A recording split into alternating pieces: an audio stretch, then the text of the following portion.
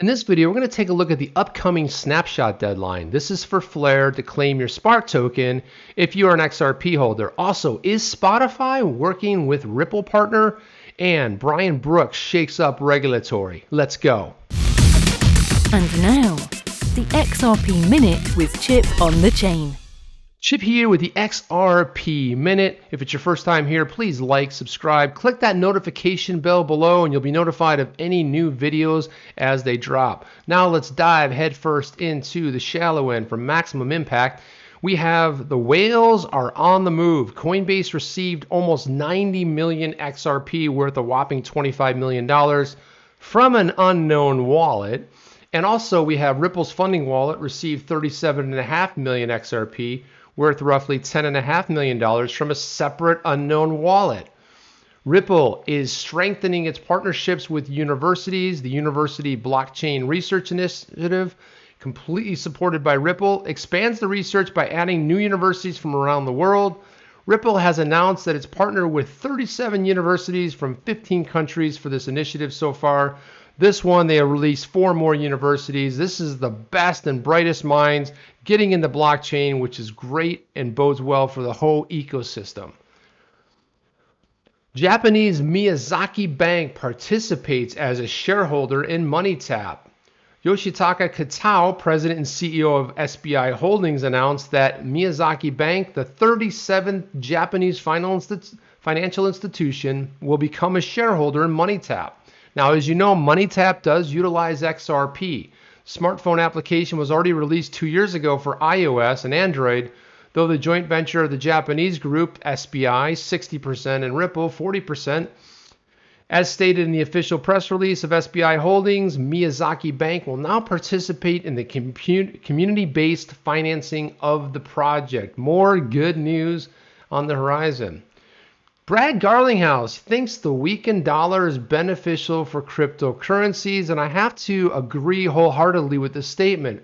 Put out a tweet saying the pandemic is throwing so many playbooks out the window. Yesterday's action flies in the face of decades of precedent. Signs point to further dollar debasement in the near term, leading to the further diversification of assets, which will certainly be good for crypto. And this is right spot on. When you see trouble going on with fiat, as you are seeing around the world, and what's happening with the USD, you have to really think about people are going to want to diversify. They're going to look at stocks. They're going to look at gold. They're going to look at crypto, and they're going to find a home. This is all plays into the conversation of the masses coming into crypto. And it's a dribble, of course, but it takes a little bit of time. Now on to Flare. Flare came out with a tweet talking about the testnet that they named after Martha Costin, and she was responsible for inventing the maritime flare. The snapshot of the XRP ledger for the Spark distribution will be taken on the 194th anniversary of her birthday. This is coming up in December 12th, so this gives us a little bit of time to be able to acquire, packing those bags with XRP, because on the December 13th, the snapshot will already have happened. And if you don't own the XRP, and if you haven't done the necessary preparedness prior to that, now I don't know exactly how long they will have to actually claim it, but that's when they take the snapshot, they're going to take a snapshot so they know who's holding what and what wallets. And I'm not sure what the deadline is. I guess we'll find out how long that's going to be as far as your claiming period. XRP Blur came out with this. 11,342 accounts have set the message key already. The accounts currently have a balance of 833 million. One account belongs to an altcoin trader, and another may be a Coinbase cold wallet, although it's uncertain of their other accounts as they've not been updated. Also, great news for folks who are using Anchor USD. They will be supporting the Flare Network Spark utility token distribution for XRP holders. More details coming, and I would imagine probably a lot more people are going to jump in. We already know the BitTrue has already announced that they are going to be part of this as far as an exchange is concerned. If you don't know anything about Anchor, they're at anchorusd.com. This is a staking platform. You can earn up to 8% compound interest on US dollar, which is stable coin. So this is a way to go ahead. People are putting their XRP and going ahead and collecting interest. So they're going to make it available. You don't have to do anything if you're already on the platform. Now, there's a bunch of other platforms out there too that I would imagine by the time December rolls around, hopefully will participate, because I know there's been a lot of inquiries with various people out there that have their coins staked on other networks and platforms. This one came from the Cryptic Poet about Brian Brooks acting control of the currency. We'll discuss uncertain road ahead and regulation. Let's take a look at this. Are you prepared for the regulatory shocks? Well, hell yeah, I'm ready. I'm ready for any regulatory clarity that gives us a little bit of an idea about how we can navigate these crazy waters. Brian Brooks, you know him as the man responsible for allowing banks to custody cryptocurrencies. This is probably one of the greatest things, in my opinion, that happened this year, because it sets the groundwork for regulatory clarity. If banks are able to hold crypto, what does that mean? Well, it means a lot of good stuff is in our future. So there's a webinar that's coming up. I'm going to have the link below. Go ahead and click down below. You'll be able to click on it. There's an uncertain and shaky road ahead in regulation. God, don't even tell me about it. The federal agencies have all started doing rules on their own. For example, the OCC recently finalized major reforms to the 1977 Community Reinvestment Act without the approval of the FDIC and the Fed. And Comptroller Joseph Otting resigned the same day he finalized the rule. That seems a little suspicious. Now national banks will have to comply with a totally different standard than the rest of U.S. banks. More importantly, presidential election could be completely unwind what regulators are doing now. Policy and fintech reporter with American banker Rachel Witowski said that Brian Brooks, acting comptroller of the currency, will discuss an important topic along with the understanding of cryptocurrency guideline, leveraging AI for risk management. Don't miss this important and upfront conversation. This is going to be a good one. Go down and click below. All you have to do is add a couple pieces of information, first name, last name, company, and job title. You go ahead and register. You'll be able to set a calendar invite on that, and you'll be able to listen in on this. It's going to probably be a really, really valuable, I expect a lot of cool, at least prefacing news to come out. Saw this one from Real XRP boy, Tyler Winklevoss. You know him as from the Winklevoss twins. He came out with a tweet saying the US dollar is becoming a crap coin faster than ever imagined. Hashtag Bitcoin is the key to salvation. Uh-oh. And Real XRP boy says, hey, at Just Moon breaks it down. If you don't know who that is, that's Stefan Thomas, none other than co-founder and CEO of Coil. It's beyond obvious that the following is true. And of course, the Bitcoin early birds want you to buy it over any other coin. Of course they do, right? From my perspective, pushing the above narrative is just wrong. BTC is not the panacea. It's like selling a crap coin on a stick. Crap on a stick, I should say. And I wanted to read this from Just Moon. He says, from my perspective, and that's just one subjective viewpoint, what happened here is this. Bitcoin came first. XRP was the first major contender. So a lot of people viewed it as a threat to Bitcoin. So they fought against it. It's simple as that.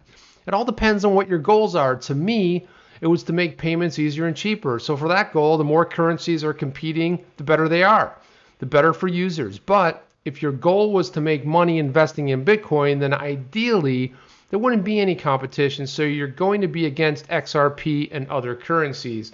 Well said. It's an interesting perspective there. On to other news. Spotify Premium teams up with dLocal to offer payment alternatives in Latin America. I like this headline better because Spotify membership possible with Ripple partner dLocal. dLocal is steeped very heavily in Latin American market.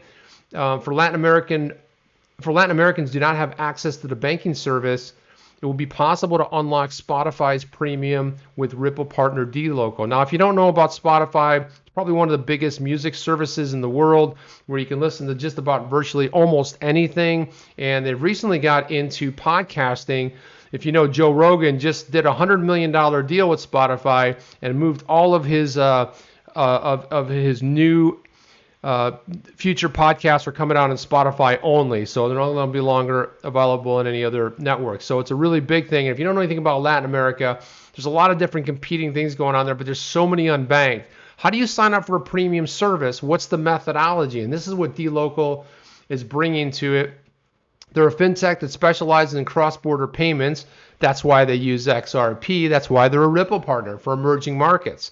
They announced that they're teaming up with Spotify to make it possible for people to be able to use the Pro version. Now, I've only ever had the Pro version. I've been an early adopter since the very early days, as soon as it was available here in the States. And one of the things that I love about the service is, for a flat fee, you get to pay, and I get a family plan, so I can have all my family members on it. We all use it. I use it in the car. I listen to podcasts on it. You can listen to On the Chain on it, because this will also be on there. We put select ones up there. In the future, we'll be putting even more up there.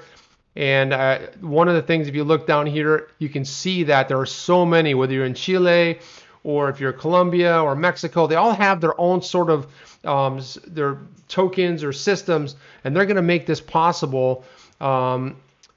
This is what Alejandro Esperanza, VP of Account Managers at dLocal, said. In Latin America, each country has its own distinct identity of consumers who participate in the economy in different ways. So success hinges on the ability to understand each market and how the consumers prefer to pay for the goods and services they enjoy. This partnership underscores our commitment to helping the world's biggest companies like Spotify realize the full potential that the markets offer. Now, I can imagine dLocal is going to be helping a lot of different companies with folks in Latin America get on track. No doubt about that. Federal Reserve reveals research plans for the digital dollar. This is a very long article that I don't want to get into, but what it basically says, and I'll summarize it up, that there's a lot of research and behind the scenes going on to really drilling down and looking seriously at the digital dollar. It's not just a fun little word that's been thrown around. They're starting to get deep down the rabbit hole on that. Vitalik Buterin compares the DeFi tokenomics to the Fed's money printer. Ethereum's co-founder has taken aim at coins designed to incentivize yield farming, comparing their underlying economics to irresponsible monetary policies. Boom. You see a lot of stuff that's going on in this area, and he's pretty much saying it's like, hey, when the Fed prints money, he's liking the yield farming pretty much to the same economics. And, I think he has a solid point there. I'm not saying it applies to all DeFi, but certainly it does to a small part of it. And this is just kind of a fun thing to kind of take a look at. Uphold put this fun tweet out. They said, hey, if you take the last thing you bought and you purchased is now the name of your coin, what is it? So it's fun to look at some of the coins like Paw Patrol, Pencil Case Coin, and Cookie Coin from Joel Comm, who runs the Bad Crypto podcast. So a lot of fun stuff right there. That's also really good to look at. And I just want to thank everyone for being here. Again, if it's your first time or if you've been here a bunch of times and you still haven't subscribed, what are you waiting for? Like, subscribe, click that notification bell. Let me know what you thought about today's episode. You can click down below. That's my take. I want to know yours. You can let me know down below. I'm Chip. I'm out of here. And guess what? I'll see you on the next one. Are you down with OTC? Please like, subscribe, and click the bell to be notified when the next video drops.